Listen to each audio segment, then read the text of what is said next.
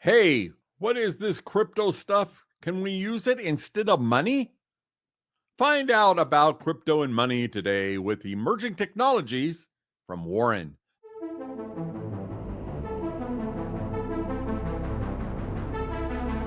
Hi, I'm Warren Whitlock, and this is Emerging Technology with Warren.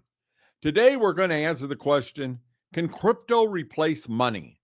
It's a question I was just asking the other day. I feel like I know the correct answer and can help you with it, but I was just thinking of it on my own.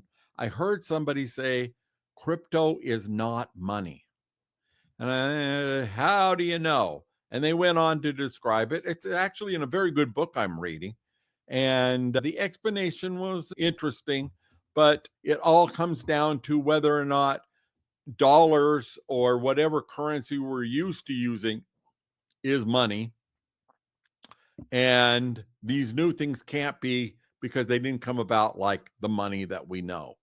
If you go back a little ways, not too far at all, before we had fiat currency that we use today, there was all sorts of other money. If a quick review, I'd say that we started off needing to barter. I'd like to think that there was a time when the people got together and there were few enough of them. They were a family, they helped each other out.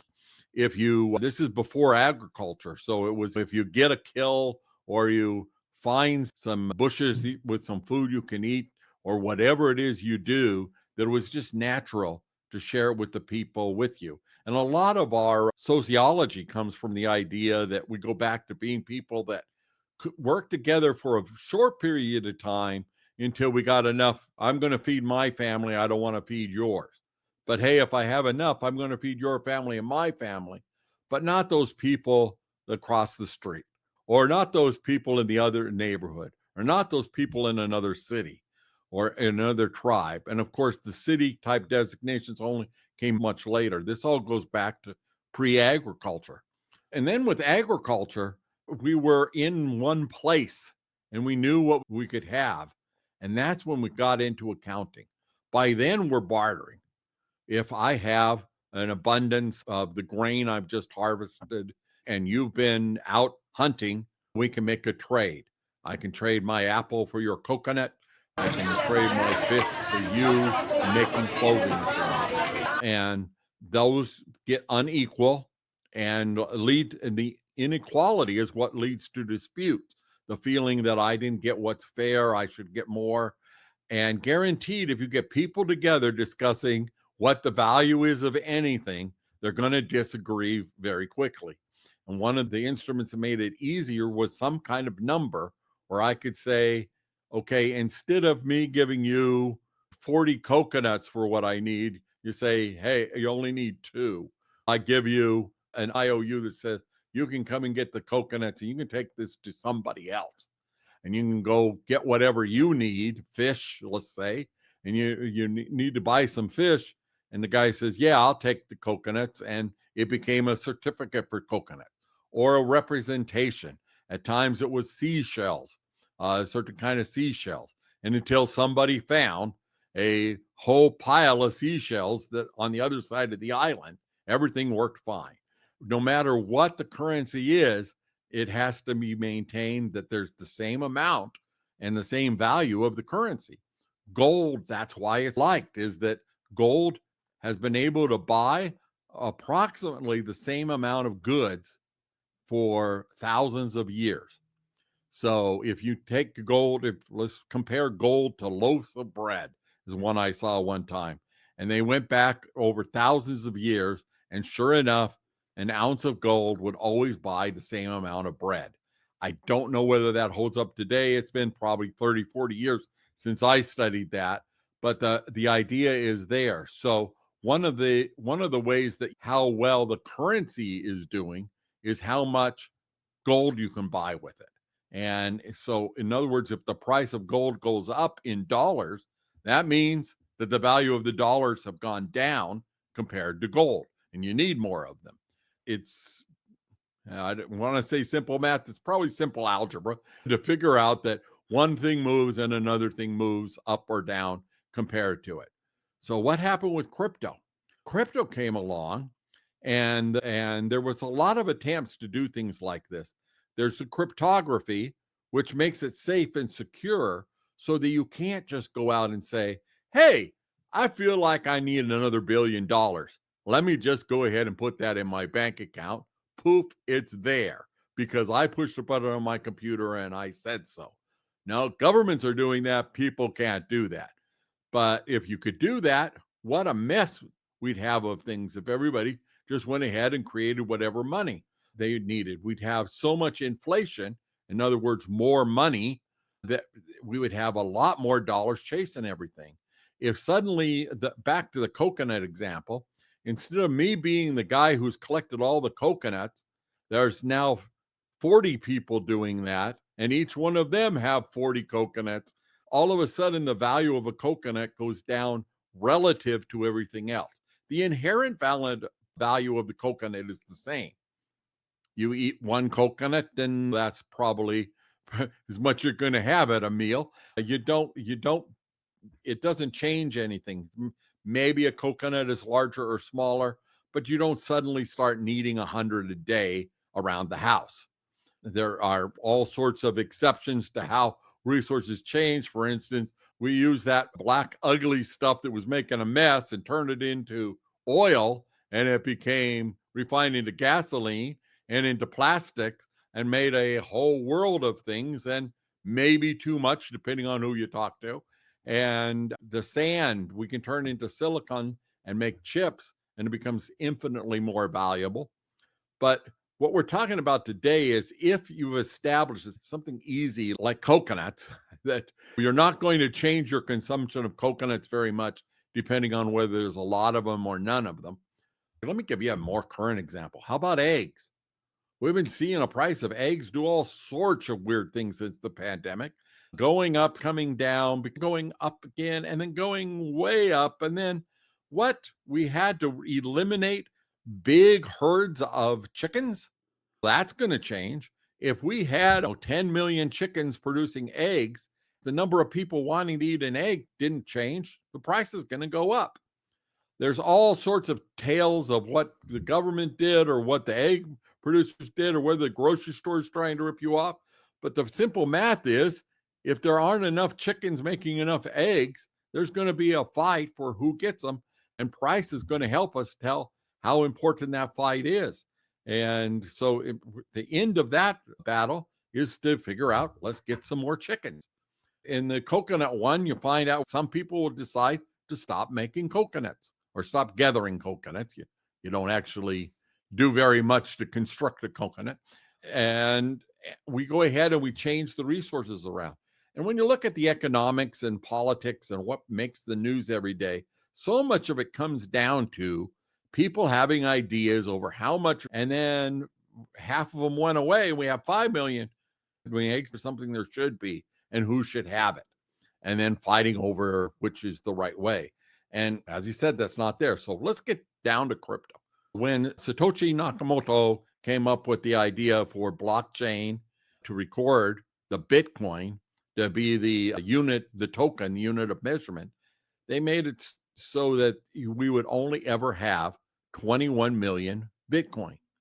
Because of that, we're not going to get more or less Bitcoin. It works somewhat like gold. The improvement on gold is that I could convert all my currency into gold, but then I'd have a hard time carrying it around. Even a little bit of gold gets quite heavy. Even a paltry sum that would just pay my rent would become something that would be heavy enough that I don't want to carry it everywhere I go. And instead, we come up with digital ways to do that. And Satoshi Nakamoto came up with the idea of this Bitcoin, which was a unit of value that would stay the same no matter what. So one of the things you're hearing about crypto is it's too volatile to be currency. It's too volatile to trust to put your life savings in. And there's something to that. Right now it has been. But the idea that we will have 21 million units of this, and then that'll be broken down so that can be used for trade into, they actually call them Satoshis, which is a millionth of a Bitcoin, that any person will be able to have enough of this to transact the business they need. and any business that gets done will be able to be recorded. One of the great things I've seen in my life is that, it used to be a big deal to have some stuff and maybe have a little bit of cash if you needed something. And if you wanted something else, especially I'm trying to think back of when I was a kid, if I wanted something, it wouldn't be about can I earn some money? First of all, it was about whether or not there's something I want and what is it going to take to get it. Quickly, that became get money and you can get anything you want. So I tried that for a while, and you can't get everything you want, but you could buy a bicycle and you could buy a car and you could buy a house and you can get some kids without any money, but if you want to take care of them, you're going to need some money. And what is it you're going to need? Will crypto be that money? Yes, it can be. There's no reason why we couldn't be trading with cryptocurrencies. The problems right now have to do with how do we convert to using a system like that. We're not going to be able to all at once say, let's get rid of the money because the money has been tied to government and the government's not going to agree to anything really fast. So the thought for today is to look forward to a world where there'll be more of this. More things will be digitized. Today, I rarely handle currency. I do a lot of transactions, but it's online. How about you? If you need to buy something, you can flash your phone at the right place or use a little piece of plastic to say, give me my debits and credits and add things up. When we get paid, you can have your paycheck deposited right to a bank. There's no reason why that bank can't be you in currency of you. I've seen a proposal. In fact, I'm working as an advisor to this company where you'll be able to create a currency that is the you token. And so in my case, the Warren token. And I would be able to say that Warren token is good for 1 hour or 1 minute of my time. And you'll be able to purchase the number of tokens you need and then redeem them. And something nice about crypto is that it can be burnt because I'm not making any more of my time. So if I don't use it, it's burnt, it's gone. And if I do use it, if I do sell it to you and it gets used, it's gone. We can make a rule about this is only good for my time on a certain day. And if you don't use it, you're out of luck. Or we can make a rule that says that token is good for until you trade it in, which would be perpetual or until I die, whatever we want. We can make those rules about it. Cryptocurrency opens up a whole new world, but how we do the math, which is basically called finance, how things are bought and sold and accounted for. And boy, that's a whole different episode that we will get into. I promise you that. And in the meantime, when you hear about it, don't think in terms of I can buy these little coins with the cat on them and they're going to be worth a whole lot. Or I can buy this representation of a token with the dog on it and I will soon be rich.